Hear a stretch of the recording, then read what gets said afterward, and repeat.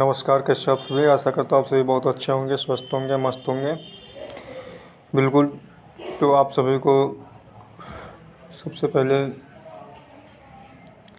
ये बताना चाहेंगे कि जो ये इसमें अभी जानकारी बताने वाले हैं, ये है पोस्ट मैट्रिक स्कॉलरशिप के लिए। ठीक है, यानी ये योजना जो है ख़ास करके आज हम जो लाए हैं ये विद्यार्थियों के लिए। काफ़ी विद्यार्थी भी हमारे साथ जुड़े हुए हैं। ठीक है, तो कोई बहुत सारे विद्यार्थी हैं या बहुत सारे अभिभावक हैं वो जुड़े हुए हैं। तो निश्चित रूप से आप सभी को, अगर हमारे साथ जुड़े हुए हैं तो हम निश्चित रूप से कोशिश करते हैं कि आप सभी को इससे अपडेटेड रखने का कोशिश करते हैं। ठीक है, ताकि जो भी नई स्कीम आए या योजना आए तो इसका लाभ जो है आप 100% ले सकें। ठीक है, तो चलिए हम जो है स्टार्ट करते हैं। तो देखिए, सबसे पहले जो पोस्ट मैट्रिक जो स्कॉलरशिप है ये किसके लिए है, तो इसके लिए बता देंगे कि ये जो है सबसे पहले उस विद्यार्थियों के लिए जिन्होंने मैट्रिक परीक्षा जो है कम से कम पास कर ली है।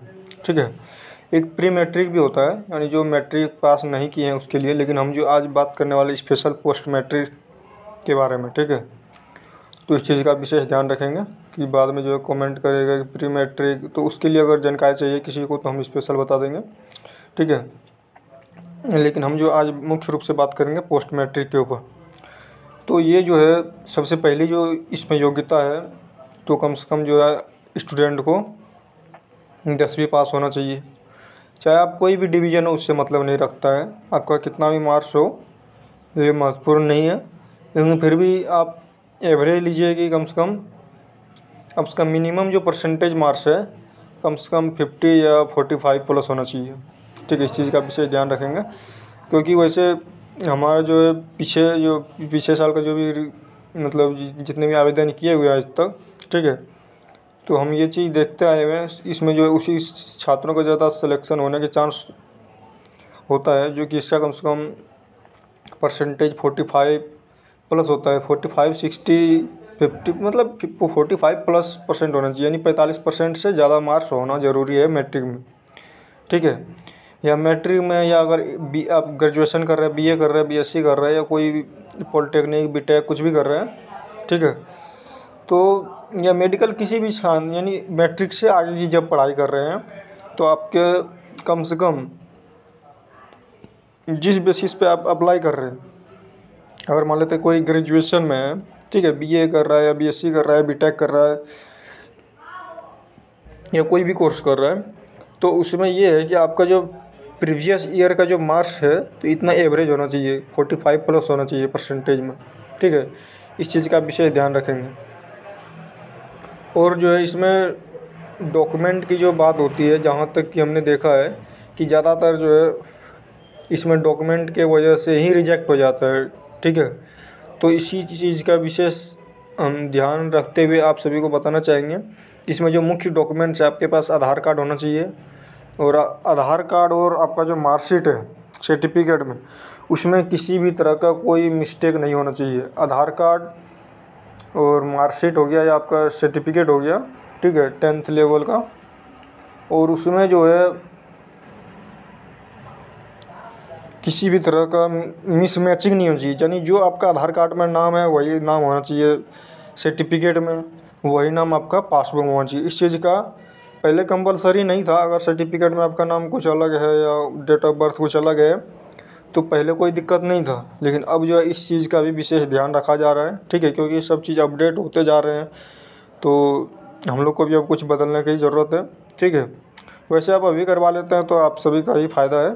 ठीक है, क्योंकि आगे आने वाले समय में और ज़्यादा समस्या का सामना करना पड़ सकता है। ठीक है, तो इसका जो है आवेदन करने के लिए क्या क्या डॉक्यूमेंट्स है वो तो हम बता ही दिए। आपके पास आधार कार्ड होना चाहिए, सर्टिफिकेट होना चाहिए, ठीक है, जो आप पास आउट है उसमें परसेंटेज कितना चाहिए वो भी बता दिए। ठीक है, उसके बाद जाति और आवास, ये चीज़ बहुत महत्वपूर्ण है। इसका जो विशेष ध्यान नहीं दे पाते हैं और जिसके कारण उसका फॉर्म रिजेक्ट हो जाता है और उसका जो है मतलब आगे जो भी ये लाभ मिलना है उसको नहीं मिल पाते हैं। ठीक है, तो इसमें जाति और आवास और आय, जाति, आवास और आय, हम बार बार यही रिपीट कर रहे हैं इसको विशेष ध्यान रखेंगे, क्योंकि आपका देखिए आपका जाति प्रमाण पत्र जो वो आपका पीछे का डाटा जो भी है अवेलेबल वो चल जाएगा, ठीक है। लेकिन आय और आवास, फिर से बोल रहे हैं, फिर से एक बार ध्यान से सुनिए, आय और आवास आपका बिल्कुल अपडेटेड होना चाहिए, नया होना चाहिए, ठीक है, तभी आप अप्लाई करेंगे, ठीक है। नहीं तो आपका अप्लाई करने का कोई बेनिफिट नहीं मिलेगा, ठीक है। तो इसमें जो है, और अगला डॉक्यूमेंट्स की बात करें कि एक बोनाफाइड सर्टिफिकेट होता है। अब बोलेंगे बहुत सारे आदमी कि हमारे साथ जो है बोनाफाइड सर्टिफिकेट क्या होता है, इसके बारे में अगर डिटेल जानना चाहते हैं तो हम आपको डिटेल बता सकते हैं, ठीक है। वैसे अभी हम संक्षिप्त में बता देते हैं कि बोनाफाइड जो है ये आपके कॉलेज से आप जहाँ एडमिशन कराएं वहाँ से आपको मिल जाएगा, ठीक है। वहाँ से आप संपर्क करेंगे, वहाँ से आपको मिल जाएगा, जहाँ एडमिशन आपका अभी कोर्स जहाँ कर रहे हैं, ठीक है, चाहे आप कहीं से भी कर रहे हैं। लेकिन हाँ, एक चीज़ विशेष ध्यान ये भी रखेंगे कि वो जो है पोस्ट मैट्रिक या स्पेशल ये बिहार के छात्रों के लिए चलाया जाता है, ठीक है। अगर आप कहीं बिहार से कहीं बाहर से पढ़ाई कर रहे हैं तो आप जो है इसमें फॉर्म नहीं भरें तो बेहतर होगा, क्योंकि इसमें फॉर्म भरने से आपको कोई लाभ नहीं मिलेगा। इस चीज़ का भी विशेष ध्यान रखेंगे।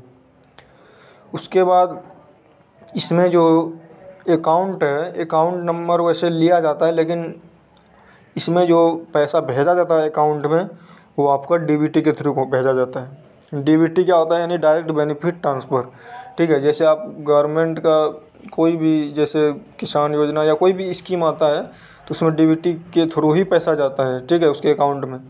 तो इसका भी विशेष ध्यान रखेंगे कि आपके अकाउंट में डीबीटी लिंक होना चाहिए, ठीक है। बहुत सारे आदमी जो है वो सही जानकारी नहीं होते हैं, जो है वो इसका लाभ नहीं ले पाते हैं। सभी को पता है कि आधार लिंक है अकाउंट में तो हमारा डीबीटी भी लिंक, ऐसा नहीं है। आधार लिंक का सिस्टम अलग है, डीबीटी का सिस्टम अलग है, एनपीसीआई का सिस्टम अलग है। तो ये सब जो है आपस में एनपीसीआई, एनपीसी जो है ये सब जो होता है सिस्टम, ठीक है, आईएनसी, ये सब जो है काफ़ी मतलब जो है कॉमन एक तरह से आदमी समझ लेते हैं कि सब एक ही है। ऐसा नहीं है, सब अलग अलग है, सबका सिस्टम अलग है, सबका काम करने का तरीका अलग है, ठीक है। तो इस चीज़ का विशेष ध्यान रखेंगे, क्योंकि दूसरों के बहकावे में नहीं आए, ठीक है। अगर हमारे साथ जुड़े हुए हैं तो हम आपको निश्चित रूप से सहायता करेंगे और आपका जो जानकारी सही है, ठीक है, क्योंकि हम प्रीवियस ईयर का डाटा के हिसाब से ही आपको जो है नई अपडेट बताते हैं, ठीक है। क्योंकि बहुत सारे आदमी बाद में बोलेंगे कि मुझे लाभ नहीं मिला, तो किस रीज़न से लाभ नहीं मिला तो आप खुद समझ सकते हैं, ठीक है, जितने चीज़ बताएं। अच्छा, अब विशेष मेन टॉपिक पे आते हैं कि जो है इसमें आवेदन जो है कब से होंगे और कब तक होंगे, ये भी चीज़ है, ठीक है।